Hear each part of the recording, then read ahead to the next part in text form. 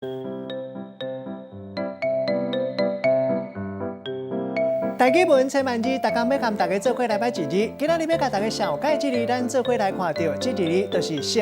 色代表是物件发射或者是反射的光，经过咱目睭看到的印象，像咱讲色水。古早基本色就有黄红、青、白、乌。另外色嘛会当讲是面的表情，像咱讲面色、气色。搁再混化用的形容，景象像咱讲景色、夜色甲天色。若是讲一个人生做真水，互人看到会介意，咱讲是美色。若是想过头介意人的美色，咱就讲好色。带大家做伙来小解这两个词。头一个暗色，这个意思是讲一个物件色水较暗色；第二个词艳色，和暗色的意思颠倒变，代表讲色水真艳。咱用一句话来举例，甲这两个词夹做伙。譬如讲，衫因为接色的关系，愈来愈暗色；有一寡洗衫精讲有特别艳色的效果，会当配合衫原来色彩，唔知影效果啥款。